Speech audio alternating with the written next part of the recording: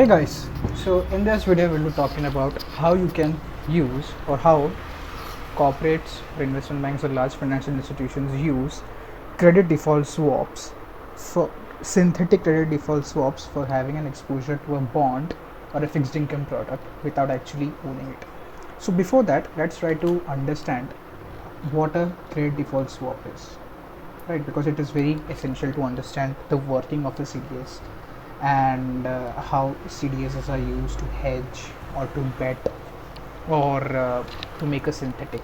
Now, a credit default swap is an agreement between two parties that works like a side bet on a football game. Swap sellers promises to swap buyers a big payment of company bonds. A defaults in return promise the quarterly payments. Neither is a holder and neither needs to hold the underlying debt when entering into a swap. Now, suppose there is a company called as Widgets RS, right? And Widgets RS, just like any other financial corporations, get money from debt and equity.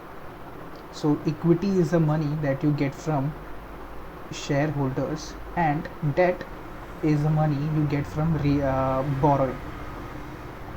So borrowing basically means bonds, because bonds are nothing but it is an IOU. That means IOU, right? So Widgets R Us is a company that issues bonds. Okay, it issues 5-year bonds, it issues 10-year bonds, whatever is mentioned on the bond indenture. Widgets R Us issues them, and they provide, and these bonds provide a yield and a face value and the maturity. Now, as investors, so where does the CDS come into this picture? Why does the CDS come into picture? Why does the CDS comes into this picture?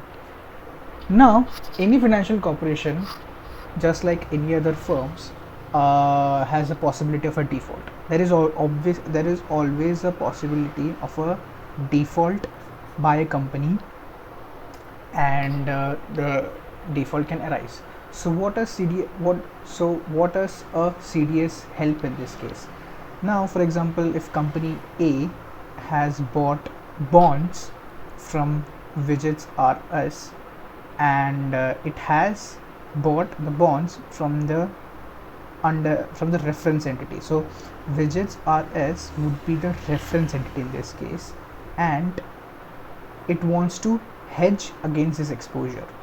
For example, the bond is paying 7% per year coupon payment, but A is worried that the structure or the balance sheet is not that good looking, and WRS Widgets R Us may default in the future, so it wants to hedge against the risk. So it goes to company B, who sells a credit default swap. So you have to understand the terms. So here A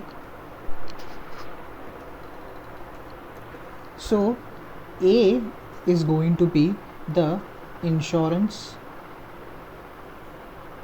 buyer, and B is going to be this seller of the CDS or insurance seller, whatever, and the underlying entity is going to be WRS. So most of the CDS, so what happens in this case is there is a monthly or yearly or whatever quarterly payment from A to B as a premium. So I want you to think about just like any insurance you have taken. So whatever, for example, a vehicle insurance, you must have taken a vehicle, car, or life insurance. So basically you need to pay premiums, right? Basically you need to pay premiums, and the insurance company gives you a commitment that in the event of a in the event of an incident, they will pay the full amount of or up to the damage that has happened, given that you pay a premium. Similarly, in this case, insurance buyer of the CDS contract pays the premium, and the seller of the contract has a contingent payment to A in the event of a default from the underlying reference entity. This is a reference entity or underlying. So default could mean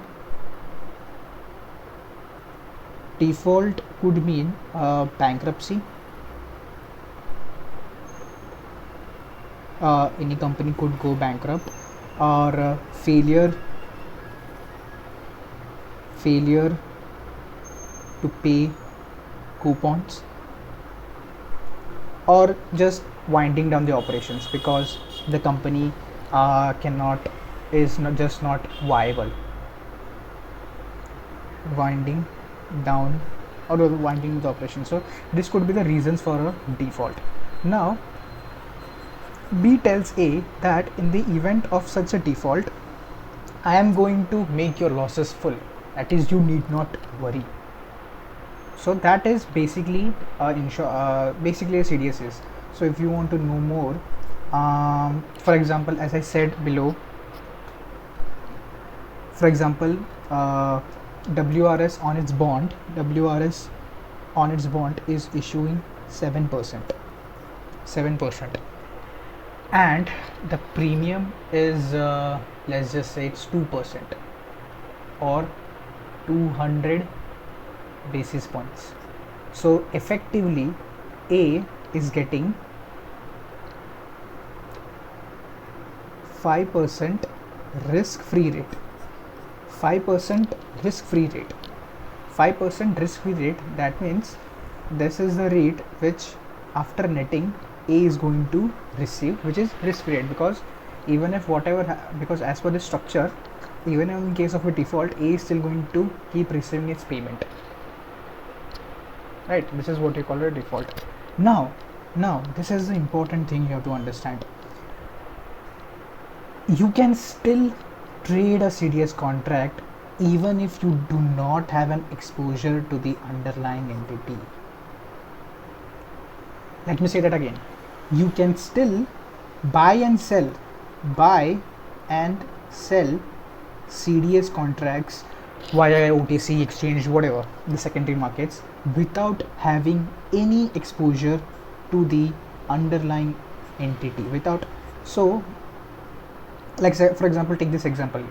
You're not going to buy a vehicle insurance without having a vehicle, right? Like, that would be absurd. You need to have a vehicle, or you need to have person alive to buy a life insurance or a vehicle insurance. But in this case, in case of a CDS, you need not have any exposure or by the underlying entity, which makes this CDS speculative or a bet. You can use this. So that is what this example says here. Here you can see this gentleman in the suit. Obviously he is a insurance company, because CDS is mostly written. What do I mean by written? Written means sold or made, whatever, is by insurance companies. Like, for example, in 2008, most of the mortgage-backed securities linked CDS was sold by AIG, so which is an American insurance group, which is an insurance company. And let's just say this guy is he's a farmer, right? So they can get into a bet without even having any exposure to Widgets RS bonds. Widgets RS need not even know that there is a credit default swap on that company, right? It's just happened. It's a side bet. It's similar to a bet two people are having in a football field, which team is going to win. It's not going to affect the team in any way. The team has no relation to it. It's just between two participating people, right? So let's get to the main topic. So how can you use a synthetic CDS for exposure? Now before that you need to understand two terms. These are very important two terms. That is three terms. That is a CDS spread, a CDS basis, and a bond spread, and risk free rate. Now I'm going to assume for all of this a 5-year contract, because most of the CDS are done on a 5-year terms. 5-year contract. Now what do you mean by risk free rate? Risk free rate is the rate which you can get from a government security. Means these are the most risk free bonds, fixed income securities that you can buy without having any risk. So effectively what this return is provided by the bond, by the government, it is what a risk free rate means. For example, if for a 5-year contract or for a bond, let's say the government is giving 2% risk free rate. This is a risk free rate. Now what do you mean by spread? Now you have to understand, CDS spread means the amount that you have to pay in order to buy insurance. The amount you need to pay to buy insurance, that is the percentage that a buyer is paying to a seller to acquire a contract. As I have said in the above example, here it was 2%, right? So let's just say it's a 2% spread. So for 2% spread, what is a CDS basis? Before that, let's understand what is a bond spread. Now a bond, now as we, and in an open market, let's take this example. I have said that WRS is a bond giving 7%. What is this 7%? This 7% consists of your 2% plus 6%. 2% being your risk free rate and 6% is what is the ultimate return on the bond by the company. So this is by the company and this is a risk free rate, because you can always go and buy the 2% government bond. Why should you buy the bond by the company which is either way have or can go default? So this is effectively 7%. So here the extra you're getting is 6%. That is your bond spread. That is your bond spread. Now you have to understand the relationship between CDS and a bond, CDS of a company and a bond, because in both the cases the underlying is the same. For example, if I have WRS trading, if I were to plot a graph of a CDS spread and a bond spread, it would be in correlation. Now, as if you see this graph, now in this graph,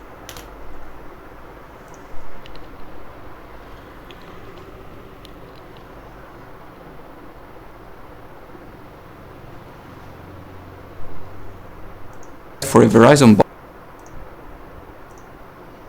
now in this graph, if you see, it is a corporate spread, that is a bond spread. It is similar to a bond spread, and we have CDS spread. What did I say the CDS spread was? It is the amount paid by the buyer to own insurance. Now as you can see,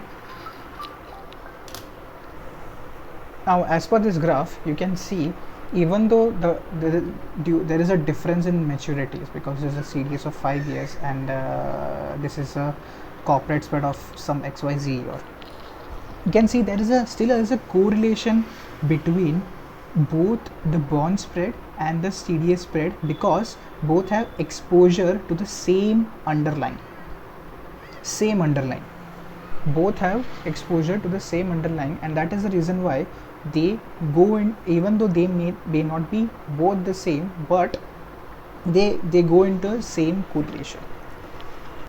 Now as we have said before, we have seen that CDS spread and bond spread have more or less the same correlation due to the same underlying.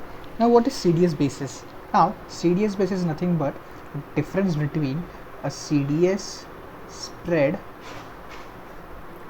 minus bond spread. Okay, now let me also help you understand when does what happens when a spread rises or a spread decreases. Now ask yourself, when does a bond spread increase? Bond spread increase when the company is giving more returns. Now why is that? Why would a company give you more returns? Well, if you check the ratings, you will see that most of the junk bonds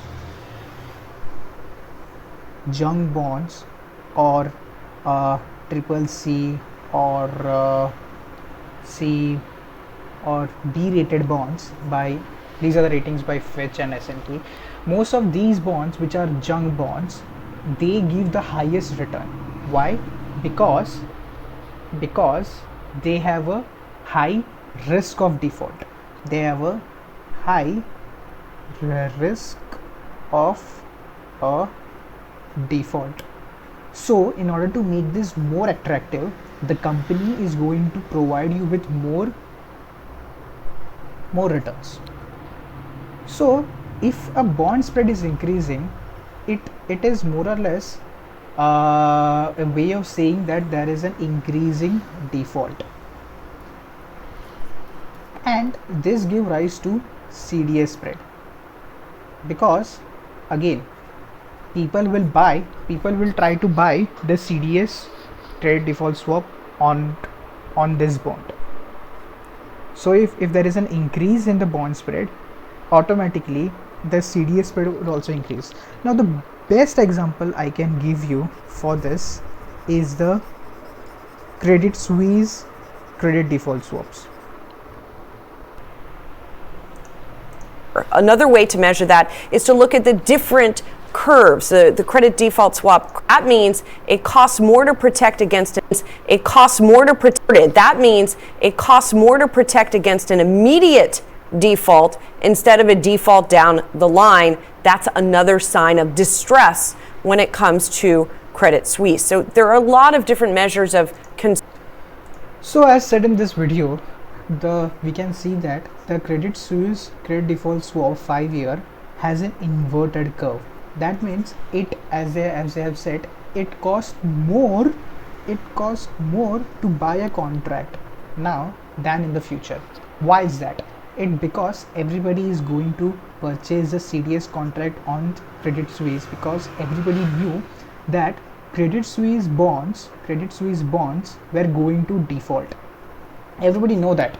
That is why people were rushing to buy the credit default swaps. So in the event of a default, they are going to get the money. It's again, as I said, it's a bet. You do not need to buy the credit default swap bonds in order to get into a credit default swap contract. You can just go to the market, you can go to the secondary market, and investment banks will quote their bid ask price if they for selling or buying a CDS contract. It's that easy. So this was one example that I could find of a credit default swap having an inverted curve, that that means a rise of a credit default swap in order to buy in the near future. This is the best example I can find.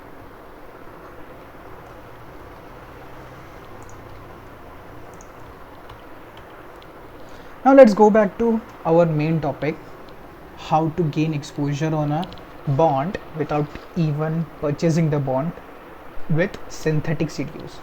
Again, as I said, for example, if there is a company A, there's a company A, it issues 5-year contracts. There was an issuing period, right? There was a period of issue where it was issuing 5-year bond contracts on which return was 7%, and due to some XYZ reason you could not buy the bond. You wanted to buy the bond because you like the company, you like the fundamentals, you did your research, and due to some reason that timing got over and you just can't, bond issuance time got over and you were not able to buy the bond. Now you know that for company A in the OTC market, CDS are still trading. You can still buy CDS on company A. Now for 5-year, you also know for 5-year risk-free rate is let's just say risk-free rate is 5%. 5 plus 2, 7. This is what you would have received if you have bought company A. Now how can you use CDS to gain exposure, risk exposure?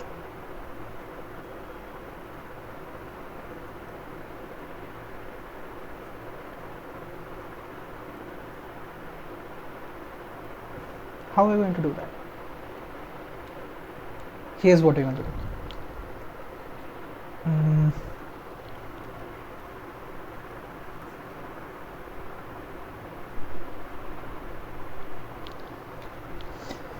Now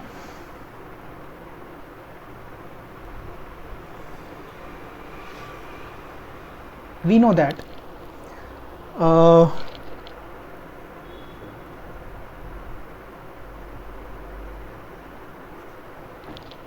now the CDS spread on the bond. What is the CDS spread? CDS spread is what you have to pay as a buyer to the seller to get the insurance. I know that the CDS spread on the contract is 2%. That is 200 basis points. That is the premium. That you have to pay in order to buy a bond. Also, I know for company A, which was giving 7%, the risk-free rate is 5%, and the bond spread was 2%. That is why 7%. What you're going to do is very simple. Now this is theoretically looks simple, but you have to match the cash flows, match the timing, and etc. as a trader. What you're going to do is buy a government bond, buy a 5-year government bond, which gives you 5%. So I have a 5% bond, and what you're going to do is you're going to short the CDS. That is, you're going to sell the CDS. As I said before, you need not to buy the underlying reference entity in order to buy or sell the CDS in the secondary market. So what you're going to do, you're going to short the CDS. So you're going to receive the 2% here. Now since you have short, and you're going to receive the premium plus the risk-free rate, That is effectively what you're getting if you are going to buy the CDS contract. Now what has happened here right now? What happened is you have gained exposure on company A, because in case company A was to default, you would have to pay, you will have a contingent payment obligation to the buyer who bought from you, to the buyer who is paying you 2%. That's how you have gained exposure on a company with synthetic CDO. Right? So that's it for today. Now one more thing before I go, I wanted, now suppose if you want to know how, now if you had if you had bought the bond of company A, okay, if you have the, you own the bond, you own the bond, and the bond is giving you a good 7%, which is 2% ka spread. Now you want to hedge this. As I said, CDS can be used for hedging. This is a hedging example. This is a hedging ka example. The basis, the spread on the CDS is 2%. So what will happen is you have to pay 2% in order to buy the protection, right? So effectively what you are getting is 5%. 5%, no? You are effectively getting 5%. Now if the government rate, if the risk-free rate for this this scenario was 4% for the same time period, your effective would be, I would say, 1%, because effective return is 1%, because over the risk-free rate you are mota moti earning 1% on the bond, right? If you net everything out.